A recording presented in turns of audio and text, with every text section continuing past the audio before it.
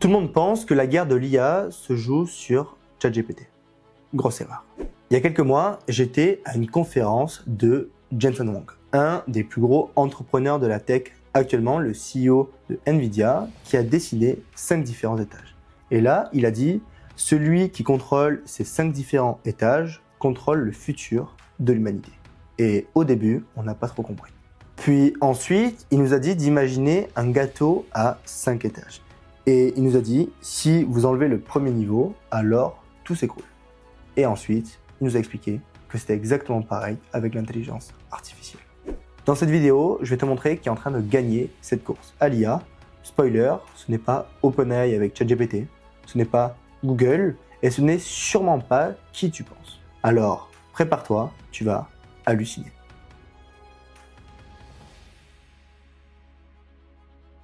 Imagine qu'on construit un empire, mais pas n'importe comment. On va le construire étape par étape. Le premier niveau, le niveau de base, ça va être l'énergie. Car sans électricité, demain, rien se fait avec l'IA. Au-dessus, il va y avoir le niveau des puces. Là, ça va être les machines, ça va être le processeur. Le niveau 3, ça va être l'infrastructure. On parle du data center, on parle du cloud. Au-dessus, il va y avoir l'étage des modèles, ChatGPT, Gemini, Claude, etc. Puis le dernier étage, l'étage des applications, ce que toi, moi, 8 milliards d'utilisateurs vont vraiment utiliser au quotidien. Tu l'as compris, chaque étage dépend entièrement des étages d'en dessous. Si demain, j'enlève l'électricité qui est le premier niveau de base, alors au-dessus, plus rien n'existe. Dans la même logique, si demain, je n'ai pas de puce, alors je n'ai pas de modèle. Si demain, je n'ai pas d'infrastructure, alors je n'ai pas d'application. C'est tout simplement mathématique, plus la couche est au-dessus, plus elle dépend de toutes les couches d'en dessous. Et en ce moment même, des pays sont en train de se battre pour rouvrir des centrales nucléaires, des entreprises sont en train de se battre pour avoir les meilleurs data centers, et des startups qui sont en haut au niveau des applications font tout pour essayer de survivre. La règle de fer qu'il faut comprendre, c'est que si tu ne contrôles pas la base, en réalité, tu ne décides absolument rien. Alors, laisse-moi te raconter cette guerre qui est passionnante et pour commencer, on va partir des fondations.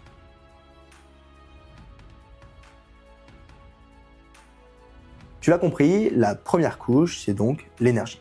C'est sur ça que tout repose. Septembre 2024, Microsoft fait une annonce assez folle. Il réouvre le Three Mile Island. Oui, cette centrale nucléaire qui a fermé en 1979, car tout simplement, elle a failli exploser. Pourquoi ils font ça? Parce que tout simplement, faire fonctionner un data center, ça consomme autant qu'une ville de 100 000 habitants, 24 heures sur 24, 7 jours sur 7, 365 jours dans l'année. Pour te donner un exemple, entraîner GPT-4 aurait émis autant de CO2 que 500 vols Paris-New York. Oui, un seul modèle est égal à 500 vols. Et pourquoi? Parce que tout simplement, l'IA, c'est transformer l'électricité en intelligence. C'est ça en réalité la base de l'IA. Ensuite, il suffit juste de regarder les mouvements. Google investit par exemple massivement dans les énergies renouvelables. Il n'y a pas longtemps, ils ont annoncé un deal à 15 milliards de dollars. Amazon est aussi en train de racheter des dizaines et dizaines de centrales hydroélectriques. Et la Chine a prévu de construire 150 nouveaux réacteurs nucléaires d'ici 2035. Donc oui, l'énergie est un enjeu majeur et plus elle peut être acquise à bas coût, plus c'est intéressant. C'est pour ça qu'actuellement, de plus en plus de data centers sont construits en Suède, en Islande, au Texas, où l'électricité est plus abondante et donc, bien sûr, à plus bas coût. Celui qui contrôle donc l'énergie contrôle la capacité à calculer. Si tu n'as pas d'électricité stable et massive, alors tu ne peux pas créer tes IA qui scale. Maintenant, ok, on a l'électricité, il faut donc maintenant les machines.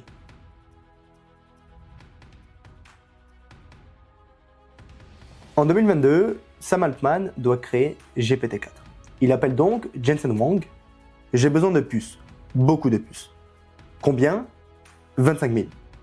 Parce que 25 000 puces Nvidia H100, ça représente 1 milliard de dollars. Et encore, si tu arrives à les obtenir. Puisque la réalité, c'est qu'actuellement, tout le monde fait la queue chez Nvidia. comme devant un Apple Store sur la sortie d'un nouvel iPhone.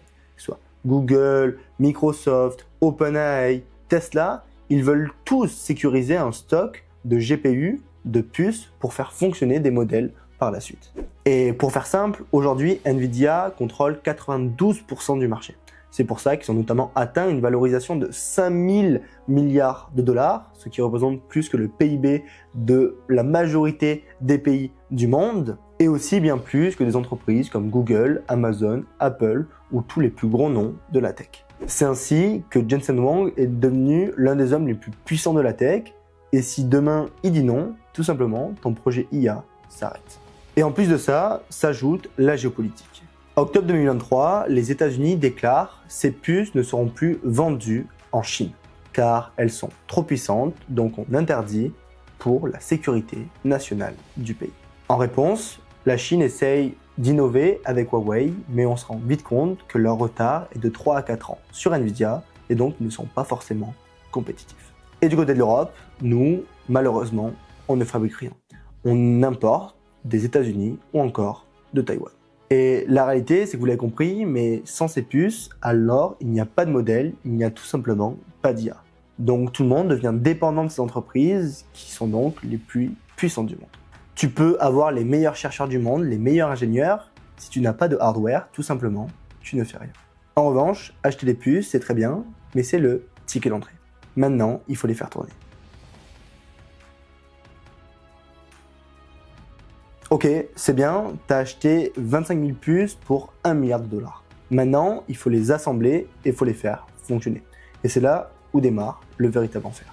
La vérité, c'est que ces machines chauffent comme des fours industriels. Ne serait-ce qu'une seule puce Nvidia H100 dégage autant de chaleur qu'un chauffage électrique qui est allumé au maximum. Et en plus, maintenant, multiplie par 25 000. C'est pour ça que tout d'abord, il faut des systèmes de refroidissement géants.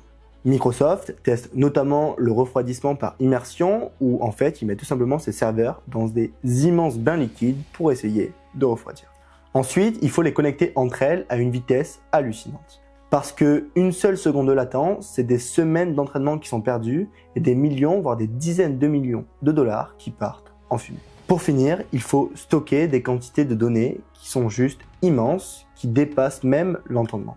Ça représente l'équivalent de dizaines de millions de films en 4K qui sont stockés dans les data centers pour un seul entraînement. Et qui sait faire ça dans le monde? Il y a 3 grands géants.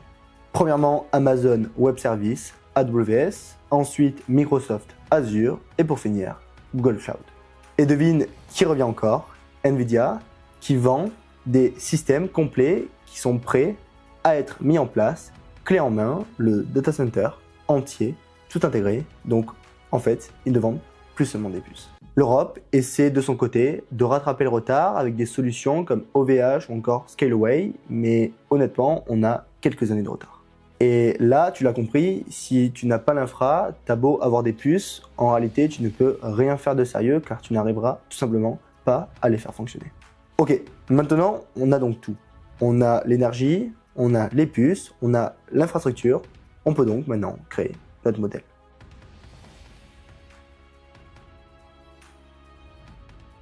« 14 mars 2023, OpenAI lance GPT-4. Le monde est absolument scotché. Ça résonne comme un humain, ça code mieux que 90% des développeurs et ça passe des examens de médecine avec mention. Mais voilà ce qu'OpenAI te dit pas, c'est que le modèle OpenAI leur a coûté entre 100 millions à 1 milliard de dollars. Et ça a en même temps pris 6 mois de calcul non-stop. Alors pourquoi ça coûte si cher? Tout simplement par rapport à toutes les machines qu'on vient de voir, mais aussi à cause de toutes les données sur lesquelles ils ont dû entraîner les modèles. Des millions de livres, des milliards de pages web, des conversations, des codes, tout ça trié, vérifié et nettoyé à la main. Et aujourd'hui, on est tout simplement dans la course aux armements. OpenAI avec GPT, Anthropic avec Claude, Meta avec Llama en open source, Mistral en France qui se bat, Microsoft avec Copilot et DeepSeek qui sort juste des trucs de fou en Chine. Mais voilà le secret que peu de gens comprennent. Avec le temps, les modèles vont tout simplement devenir banals. Dans 3 ans, avoir un bon modèle d'IA, ce sera comme avoir accès à Google aujourd'hui. Ce sera partout, ce sera tout simplement commodisé. Alors, si tout le monde a un bon modèle, où est réellement la valeur? Et elle se situe tout en haut, au dernier étage, au niveau des applications. Laisse-moi te raconter deux histoires qui vont te faire comprendre où se joue vraiment la bataille. La première histoire se déroule à la Silicon Valley, où une startup lève 50 millions de dollars pour une solution médicale révolutionnaire. La technologie est incroyable, ils peuvent diagnostiquer des cancers mieux que les médecins. Mais la réalité, c'est que 2 ans plus tard, ils galèrent toujours à entrer dans des hôpitaux. Trop de régulation, trop de débats éthiques, trop de résistance au changement. Ils ont la meilleure tech, mais zéro adoption. La deuxième histoire, elle, se déroule en Chine. Une équipe intègre l'IA dans WeChat en seulement 3 mois. Traduction instantanée, recommandations personnalisées, assistant vocal, 1 milliard d'utilisateurs peuvent avoir accès à cette IA en seulement 3 mois. Pas de débat, juste un déploiement massif. Ce qui est sûr, c'est que les Américains ont les meilleurs modèles, mais la Chine a la meilleure adoption. Et au final, ce qui compte, c'est utiliser vraiment l'intelligence artificielle. La vérité, c'est que ce qui créera le plus de valeur au niveau d'un pays, ce qui créera le plus de PIB, de valeur, d'écart dans la compétitivité de toutes les entreprises du territoire, ce sera l'adoption, mais surtout l'utilisation de l'IA. Regarde typiquement la Chine aujourd'hui. Le shopping est optimisé en ligne par l'IA avec des recommandations ultra personnalisées. Des livraisons peuvent s'effectuer en 30 minutes grâce à des algorithmes qui prévoient la demande. La reconnaissance faciale est partout, dans le transport, dans les paiements, etc. Plein d'usines sont entièrement automatisées et même les agriculteurs utilisent l'IA pour optimiser le rendement de leur récolte. Oui, ils vont ultra vite. Pas de débat qui ralentissent tout pendant 5 ans. Eux, ils mettent en place, ils itèrent, ils déploient. Et oui, les USA ont construit le meilleur moteur Ferrari. Mais les Chinois ont construit toute la voiture qu'il y a autour et ils roulent déjà actuellement à 300 km/h. Alors, au final, qui gagne vraiment ? Si je dois te faire un récap ultra rapide, les États-Unis dominent le milieu du gâteau. Entre les puces avec Nvidia, où ils ont 92% du marché, l'infrastructure avec AWS, Azure ou encore Google Cloud, et aussi les modèles avec OpenAI, Anthropic, Google Gemini, Copilot, etc.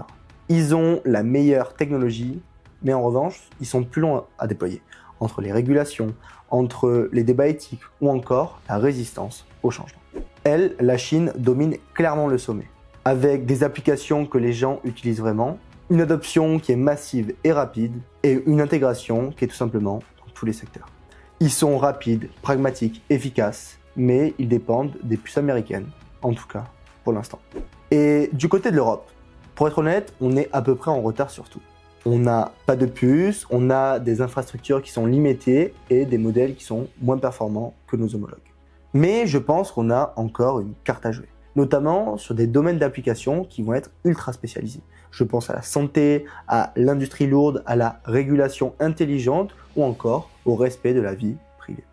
Car oui, le respect de la vie privée est complètement un sujet. Typiquement, on a parlé de la Chine où leur méthode ne serait jamais acceptable en Europe ou même aux États-Unis par rapport à la vie privée des utilisateurs.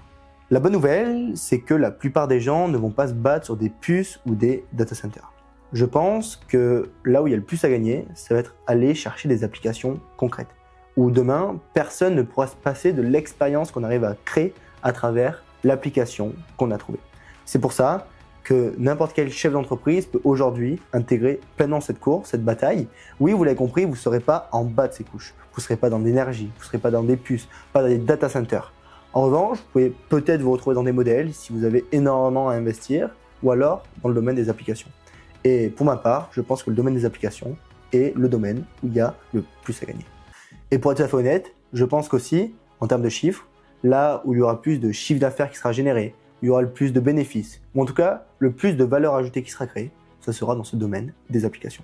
Vous l'avez compris, vous pouvez être complètement indépendant, ou du moins agnostique, car vous ne contrôlerez pas, bien sûr, toute la chaîne, mais vous aurez peut-être la capacité de créer des applications concrètes qui révolutionneront complètement une industrie. Et pour être honnête, avec Stratia, c'est là qu'on se positionne, en haut de cette pyramide. Bien sûr, on ne joue pas sur l'énergie, bien sûr, on ne va pas jouer sur des puces, ou encore sur des infrastructures. En revanche, sur le domaine des applications, c'est là où on se rend compte que la plupart des entreprises peuvent être accompagnées. qu'on peut leur apporter des solutions qui changent réellement la compétitivité de ces dernières.